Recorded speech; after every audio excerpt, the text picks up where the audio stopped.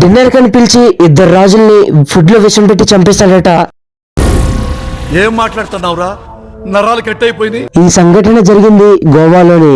ఇప్పటికీ అది most haunted place గా గోవాలో పేరు పొందింది. గోవాలో ఉన్న 3 కింగ్స్ చాపెల్ గురించి తెలుసుకుందాం పదండి.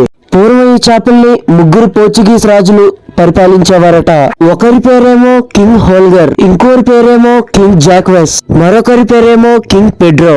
ఈ 3 కింగ్స్ లో కింగ్ హోల్గర్ చాపెల్ ని పరిపాలించేవాడు. కానీ ఒకరోజు మిగతా రాజుల వల్ల తన గుర్తింపు ప్రజల్లో తగ్గుతుందన్న ఉద్దేశంతో మిగతా 2 రాజులకి గ్రాండ్ ఫెస్ట్ అనే పేరుతో ఫుడ్ లో విషం కలుపుతాడు. హోల్గర్ అనుకున్నట్టే మిగతా 2 రాజులు ఫుడ్ తిన్న వెంటనే చనిపోయారు. ఈ విషయం అక్కడ ప్రజలకు తెలిసి హోల్గర్ ని చంపేద్దామని బయలుదేరుతారు.